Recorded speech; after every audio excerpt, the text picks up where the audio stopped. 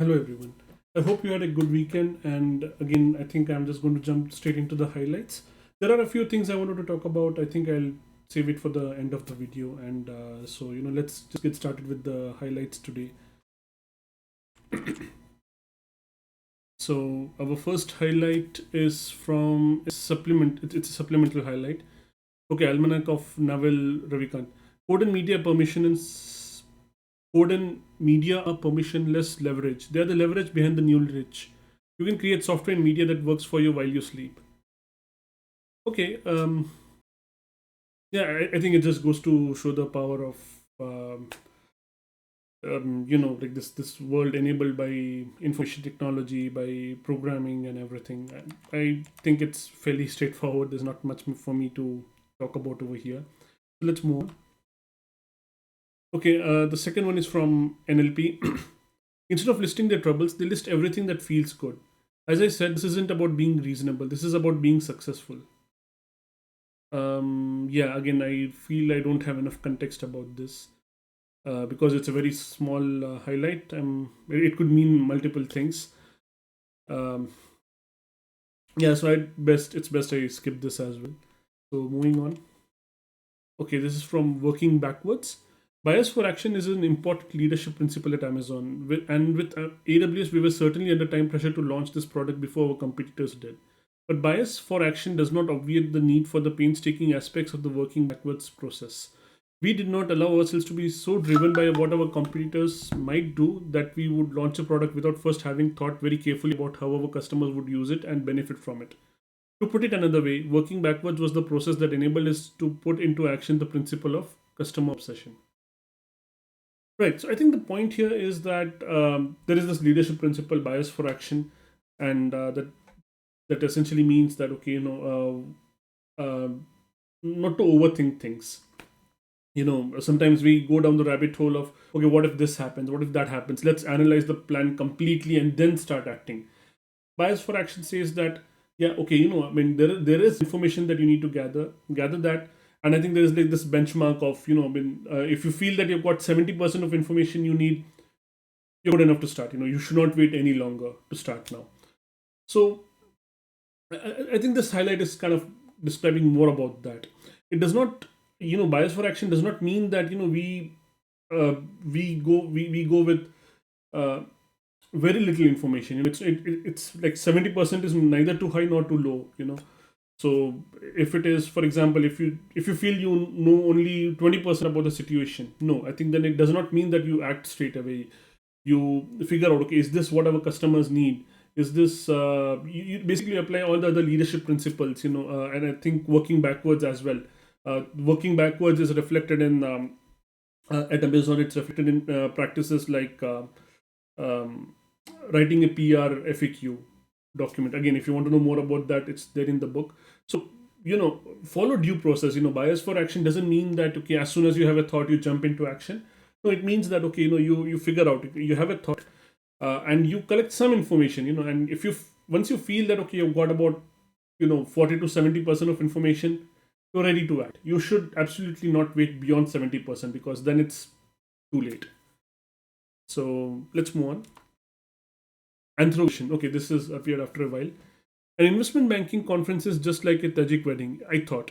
A group of people were using rituals and symbols to create and reinforce the social ties and worldview. In Tajikistan, this occurred with a complex cycle of wedding ceremonies, dancing, and gifts of embroidered cushions. On the French Riviera, bankers were exchanging business cards, rounds of drink and jokes while engaging in communal golf tours and watching PowerPoints in darkened conference rooms. But in both cases, the rituals and symbols were reflecting and reproducing shared cognitive map, biases, and assumptions. So, I think this brings out that I mean, in whatever culture you are in or whatever industry you are in, I mean, industries, corporations have culture of their own, right? There are rituals, there are symbol, like those rituals mean something. They symbolize something, and the author over here is comparing, an investment banking conference with a Tajik wedding, where I mean they may appear very different to somebody. I mean, of course, it's like one is a conference, the other is a wedding, but in both of these we can see that the group as a whole come together in agreeing to certain customs, certain rituals that okay, and those rituals may not mean much to somebody looking outside, you know. So, for example, communal golf tours makes no sense to me as somebody who is outside the investment banking conference circles, you know, and I mean, I can't say that the wedding ceremonies don't make sense to me because I'm from India, and of course weddings are similarly elaborate over there. They're elaborate affairs with multiple day ceremonies and like exactly dancing and gifts of various kinds. Not embroidered cushions. I've not heard of that, but I mean, of course, gifts of many different kinds. Each event with different gifts. Customs over there, and customs in investment banking conference, like golf tours and after parties and conferences I've been to, not investment banking ones, technology ones. There are customs over there as well. There is a hallway track. There are birds of feather sessions. There are after parties, and there are multiple after parties, and then there's a contribution sprint, and so many things. So uh, where whatever communal activity, whatever gathering of people you go to, you will definitely find rituals and symbols that reflect, like the author says, a shared cognitive map, biases, and assumptions. So let's move on. Okay, another one from Anthro-Vision. Every business problem is a human problem, and every data point represents some human behavior at its core. Can you explain? I think again it's very straightforward to understand that you may say that you have a business problem, but I mean all businesses serve to exist human needs. It may not seem that, but it is true. It's like all businesses talk about solving some human problem, either directly or indirectly, and every data point represents some human behavior. It's like what do we collect data from? We have collected data from things that were once human actions. That's been condensed. Yeah, it could be multiple steps along the way. Either you could be collecting data point of a specific human interaction, or it could be what resulted from that interaction, or what resulted from that human interaction, and so on. But at its core, it's all about human beings, businesses as well. And of course that's the whole point of the book Anthro-Vision. You're looking at businesses, you're looking at industries, or the whole world from the view of anthropology. Let's move on. From range, but the game's strategic complexity provides a lesson. The bigger the picture, the more unique the potential human contribution. Our greatest strength is the exact opposite of narrow specialization. It is the ability to integrate broadly. Okay, I'm forgetting which game they're talking about. You know, uh, I have a feeling it's chess, but again, I'm not sure. I don't really remember. But the latter part of the highlight, our greatest strength is the exact opposite of narrow specialization. It's the ability to integrate broadly. And in previous highlights also we have discussed this, that the book range, it's talking about building a variety of capabilities. That kind of build broad set of skills rather than going deep into a specific skill, or like a small set of specific skills. So yeah, I think that's that. Let's move on. The Boy, the Mole, the Fox, and the Horse. It's a lovely book. It's a very quick read. I think you can probably, like 20 to 30 minutes you can finish the whole book. Tears fall for a reason. They are your strength, not weakness. So I highlighted this because it's like a kind of a personal. It holds personal significance for me. This particular thing, it's kind of in all of our cultures. Predominantly male cultures. It's there is this common thread that yeah, like real men don't cry. It's like it's kind of said that. I mean, of course, hardly. I mean, this is kind of widely proven to be masochism. It's not really true, and this highlight kind of reinforces that to me. That yeah, I mean, of course, there's no doubt in my mind because the culture I am from, tears are a I mean, it's like a regular thing. I mean, there is nothing like this masochism of real men don't cry and all of that. Yeah, doesn't happen. So tears fall for a reason. Then they are strength, not weakness. That kind of reflects to me that yeah, it's not that somebody crying. It reflects that okay, they are weak or they failed or anything. It could be many things, and the sign that tears fall, like the ability to cry is what makes us human. We have discussed, like for example, just few highlights back, we discussed Business problems are really human problems at its core. Okay, and in previous highlights, and it's quite common that all problems that we deal with today, they are people problems. Yeah, on superficial level it may seem that okay, we are solving problems related to technology, or related to finance, or whatever. I mean, some predominantly male subject, technology oriented, or science oriented. But I think the bottom line comes to this, that all problems, whatever we deal with in this world, they are people problems. Otherwise those problems don't exist.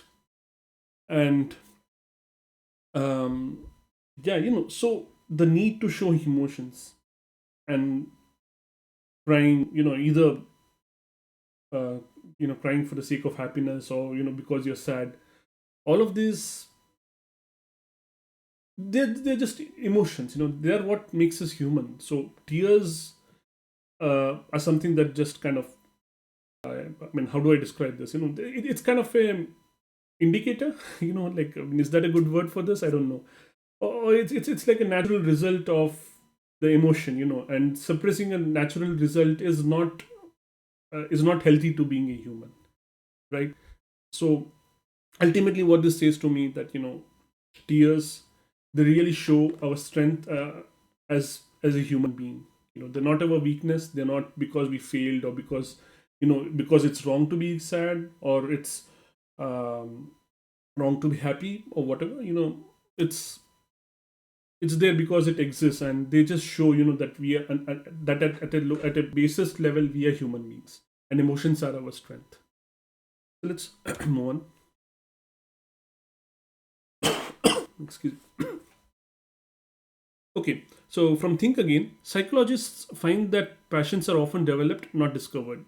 In a study of entrepreneurs, the more effort they put into their startups, the more their enthusiasm about the business climbed every week. The passion grew as they gained momentum and mastery. Interest doesn't always lead to effort and skill, sometimes it follows them. Yeah, this is something that's very different than what I used to usually think before. That um, passion is something that we have. It's not something that we have carefully built over the years. It's just something that we have. It is what makes me me. In a way that that we were rather born with it, rather than we learned it when we, like, throughout, as we grew up.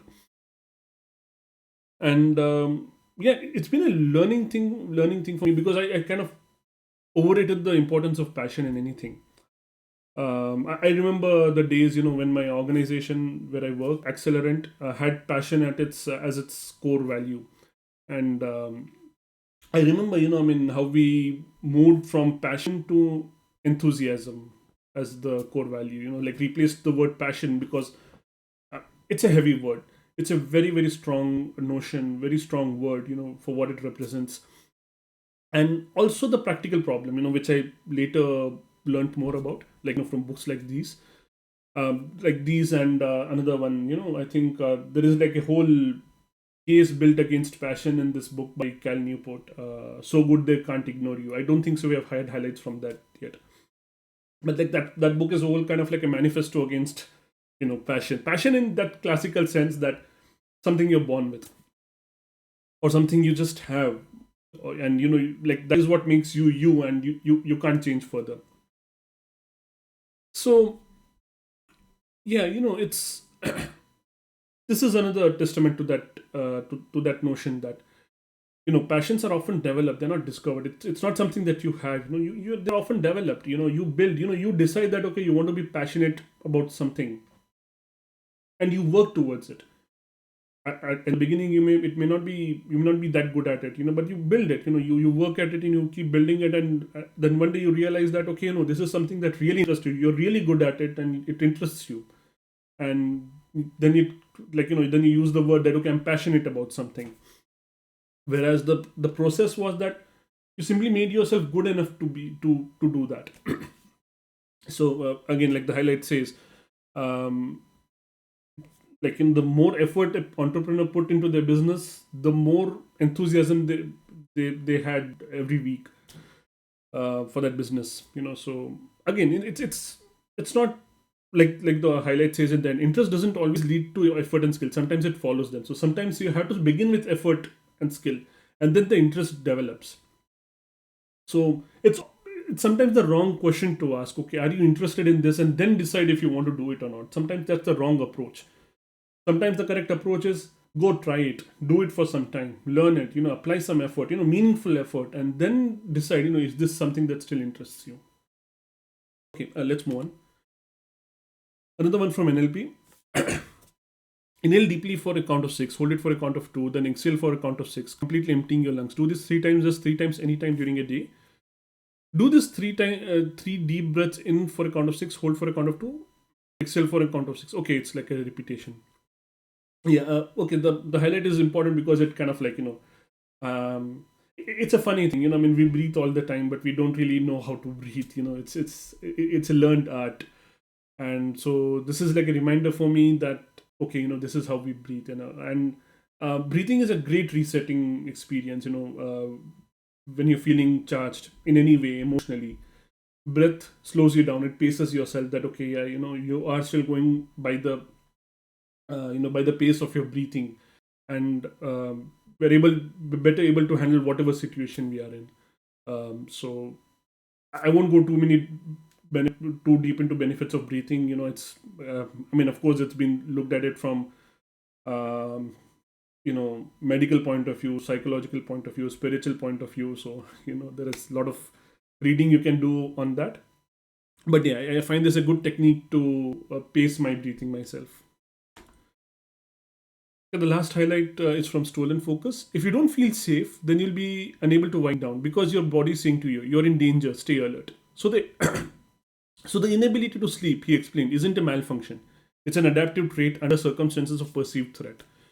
So the author is talking about, the kind of the constant stress we have in our lives, being worried about everything that's happening, at your work, in your personal life, and the pace at which all of this happens. I mean, like we commonly talk about how fast the world has become, and I'm like, world isn't really fast. It's like the events. It's much easier for events to unfold quicker and for you to know about it. Given the state of technology and everything, and because we are bombarded with all of these inputs at all times, we feel that it's all going too fast. It's kind of we're not able to handle it, and your body tells you, you're in danger, stay alert, and because of which you can't sleep. And like this is in that one of those chapters, where the effect of sleep is also explained, with all these external factors, how it affects our sleep, and thereby how it affects our attention. Because if you don't have enough quality sleep, it affects your ability to pay attention or ability to focus. Like that's what the book is about, focus. So yeah, it's this kind of environment. If we're going to take things as they come and not able to pace them, again, a reference to the previous highlight, about breathing. So if you're not able to pace yourself, your body is constantly in the state of high alertness, and yeah, that has so many other downstream effects on your body, like not being able to sleep, for example. I think that's it. So we have a highlight from some book called The Gift. I've not heard of this. I'll just read this quickly. It is the assumption of this book that a work of. Um,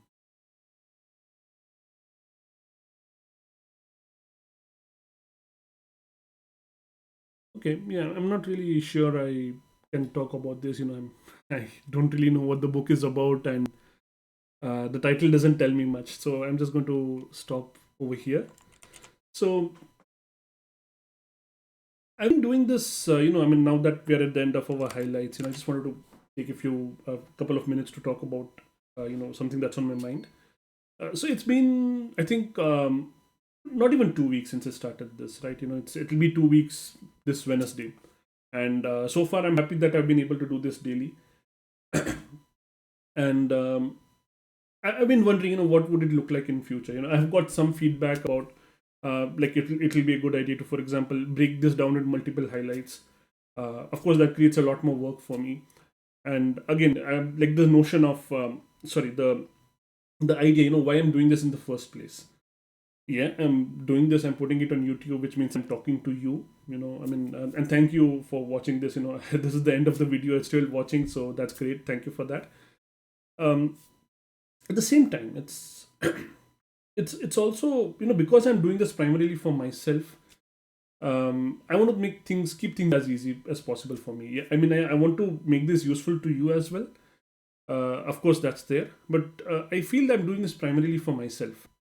So I want to find this middle ground where it does not take too much of my time, where there is this some sense of consistency.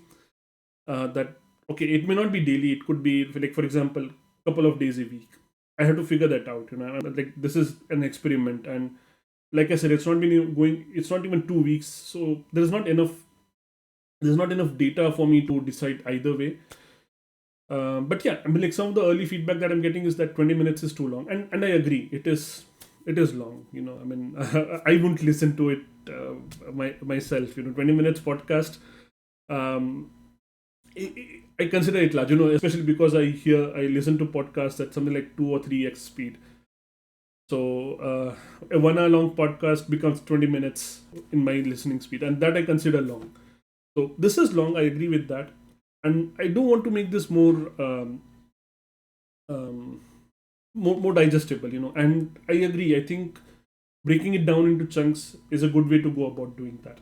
So for example, and the highlights, the first two highlights, I didn't really have much to say, much to talk about today. And I could completely skip them then in that case. Because I would just have um, separate videos for each of the other highlights. That means, I mean, I have to figure out some way of automating that, if that is the way. So what I want to figure out right now is if that is really something that's going to make a lot of difference. So instead of one 20-minute video, you could have up to 10 2-minute videos, maybe, on average. And if it makes sense, yes, I think I could try figuring out a way to do that, to make it easier for me. Because again, like I said, primarily I'm doing this for myself, and this is not my job. I mean, this is the time I take out of my regular job to to just like complete, within a day. And right now it's going great. I mean, right now the only time I spend is recording the video and uploading it. So it's very quick. I read these highlights anyway. The only difference I'm doing, the only thing that I've added on is talking about, talking about the highlight itself. Um, and I kind of did that to myself anyway, but because now I'm doing it on a video, it helps me break down the idea further. It forces me to be clear about what I'm thinking, and that helps me, which is the reason I'm doing this. That's the core reason why I want to why I'm doing these videos. And like I said, the second reason is that it helps somebody, somebody like you. And of course, I want to make that easier on everybody, but um, not by significantly increasing work for myself. So yeah, I think, like, the too long didn't hear vision of this is, I want to make things easy for you, and I'm looking for ideas. And I'm wondering if the idea of splitting this video into 10 different parts, or how many other different parts, is that something that's meaningful enough for me to apply effort into. Well, I'll leave you with this thought for today. And once again, thank you for watching the video and all the videos in the series. And do leave a comment about what you feel the future direction could be. Have a good day, everyone.